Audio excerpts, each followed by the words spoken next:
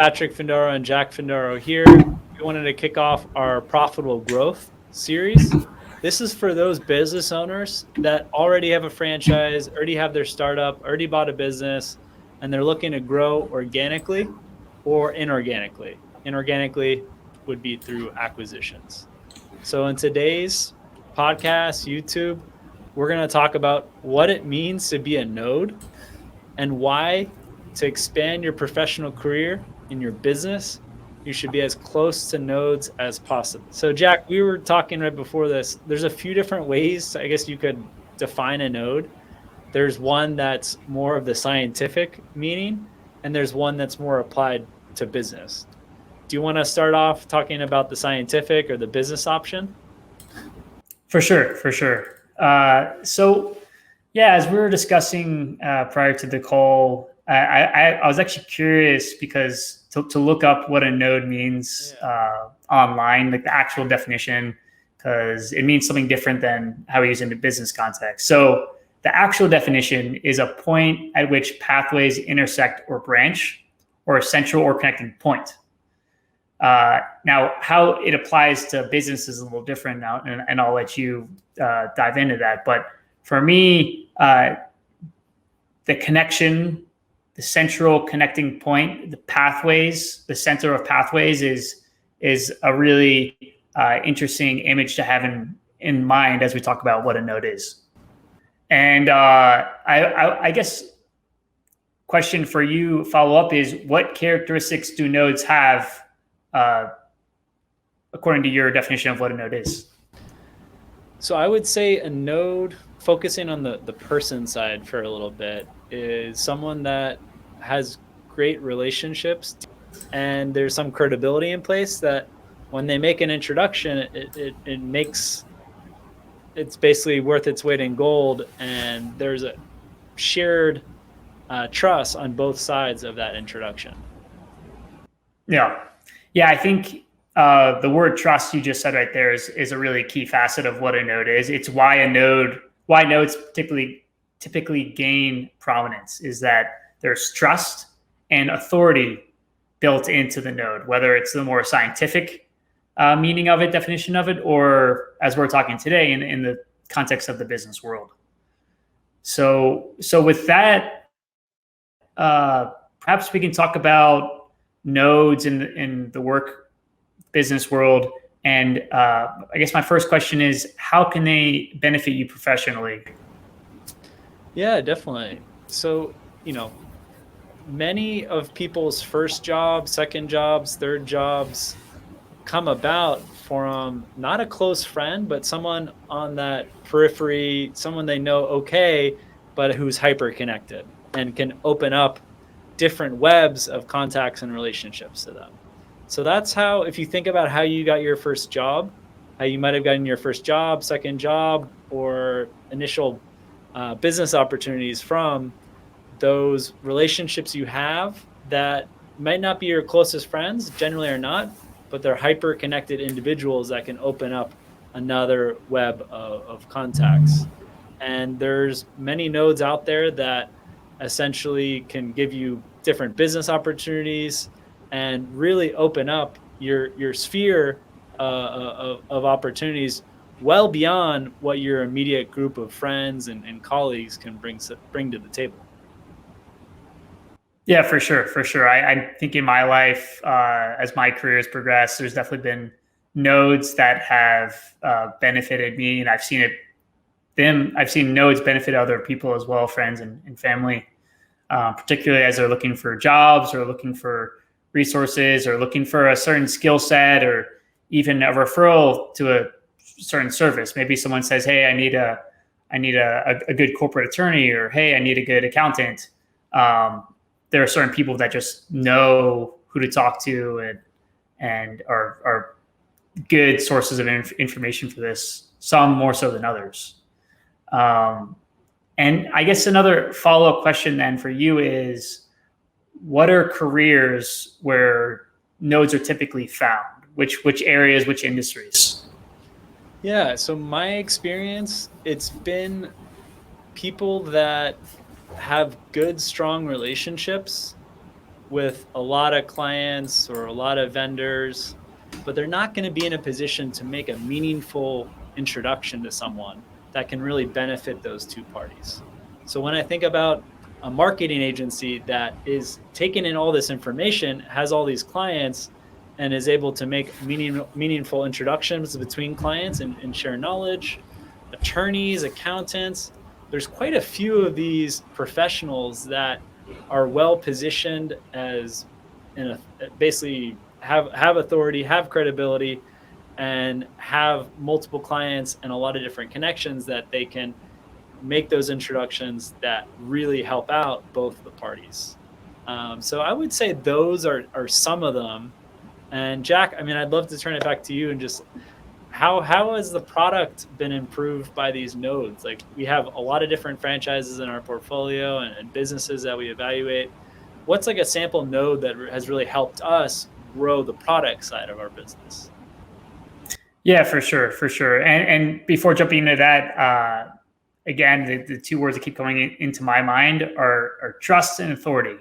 Yeah. So those various careers you mentioned, accountants, lawyers, agencies, they all carry, or at least the good agencies, right, for marketing, and the good accountants, the good lawyers, the ones who have built up a good reputation over time, they all come from levels of trust and authority. So they end up just gaining a bigger and bigger and bigger network over time. Now, as it pertains to our work as, consultants, advisors for people, individuals looking at franchise investments, I would say a good node for us has been attorneys in general, which is not really a surprise, given that they encounter many deals. So they know a ton of people. They encounter all sorts of business cases. They have a ton of experience, right? And from them, we've been able to meet many good franchises, many interesting franchises, some bad for sure, but also many good ones, and many solid business opportunities from them. They're able to essentially pre-filter and save us time, where they're not going to make an introduction to a franchise that's just not even worth a phone call. Generally, at least worth a phone call when these attorneys are bringing opportunities to us. Yeah, exactly.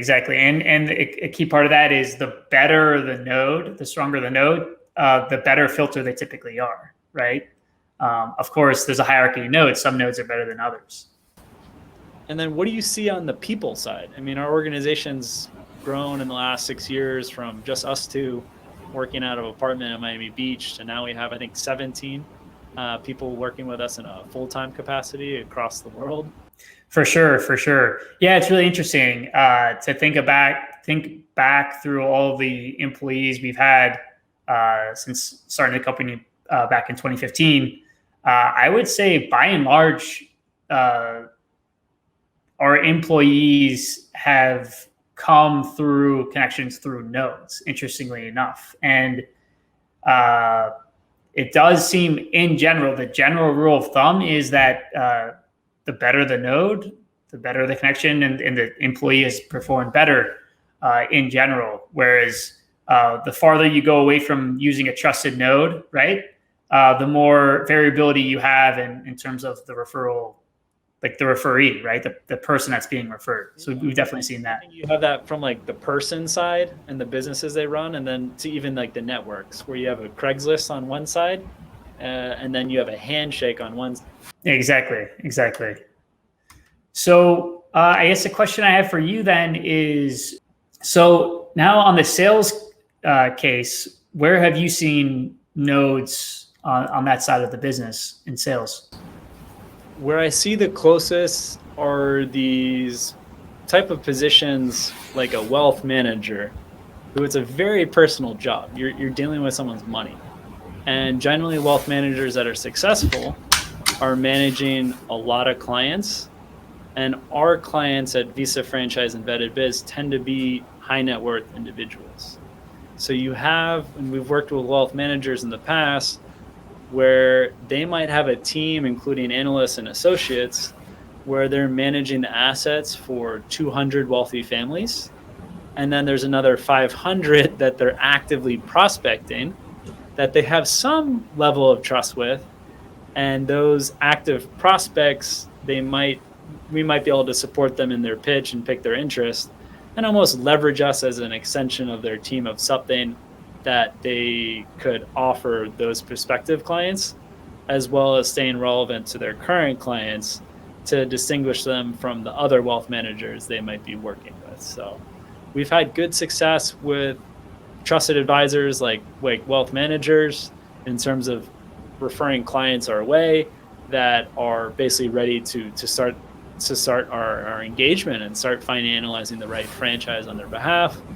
Other advisors, accountants, lawyers. There are different types of accountants too. There are those that are more implementers, and there are those that are more strategizing and are really more in the forefront.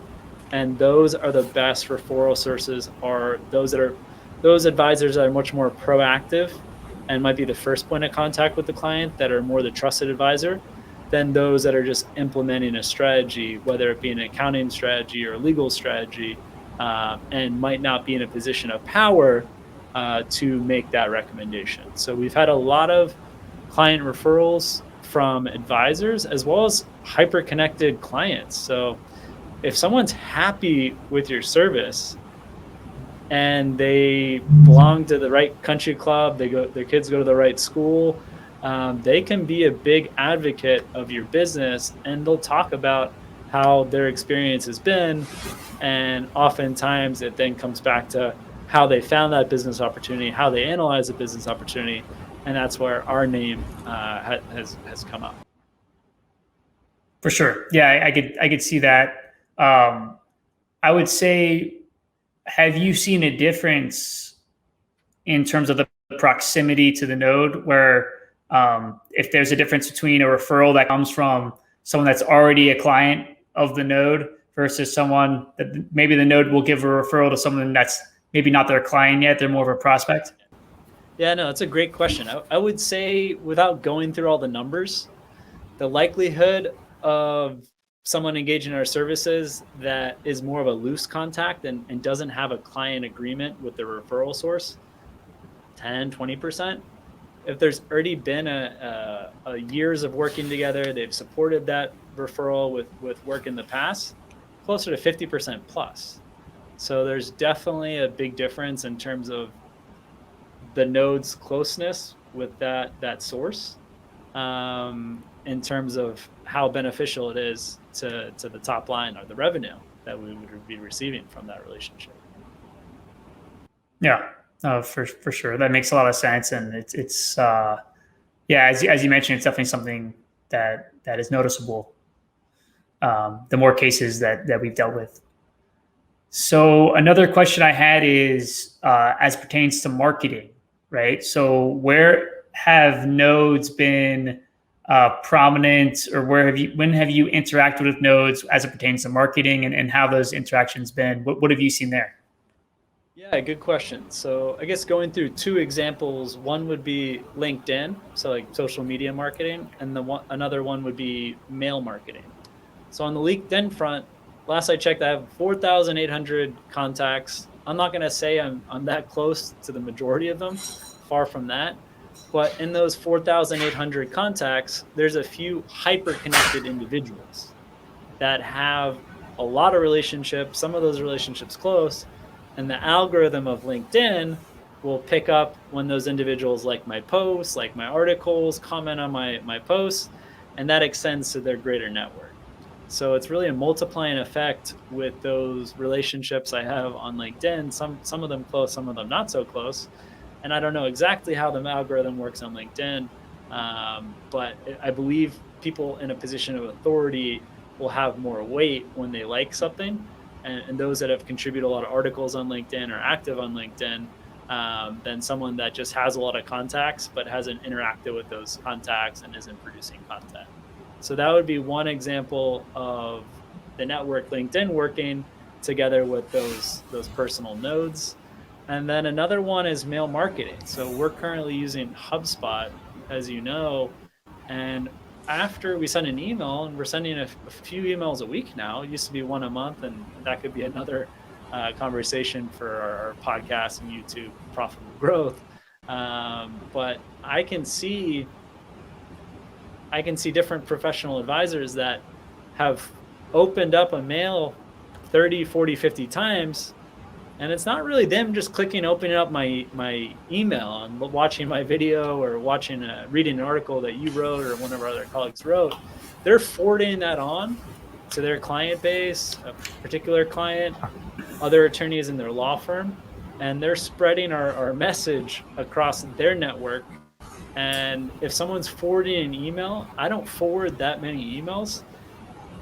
And if they're credible and they have authority, someone's going to really read through my email, and that now email blast that went out to 10,000 people actually was reached to closer to 20,000 based on people forwarding along the email and the interactions that it created. So those are kind of two examples on our marketing front.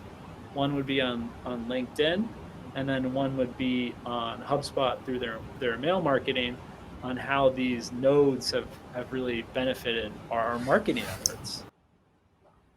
So the key being, as it pertains to marketing, is find the node. Find the node and deliver value to that node, and you'll be rewarded, especially as it pertains to social, like the social applications like LinkedIn or even Twitter. I've seen that there as well, where if you produce good content, the person likes it, way more people then see it, and that's how a lot of people on Twitter go viral and gain followers. Exactly. Yeah, I think find the node, stay close to the node, stay relevant to the node, and you'll be rewarded. Law of reciprocity. And I think for sure definitely something that we're striving for with Visa Franchise and Vetted Biz. So essentially be online nodes for information and the franchise, business for sale market, as well as overall investment immigration news on the Visa franchise side. Yes, exactly. The idea being, how can we connect the right people with the right resources with the right information, really, at the end of the day. And that's how you can deliver the most value, for sure. Nice. So I hope everyone now knows what a node is from both a scientific perspective, and that there are people that are nodes.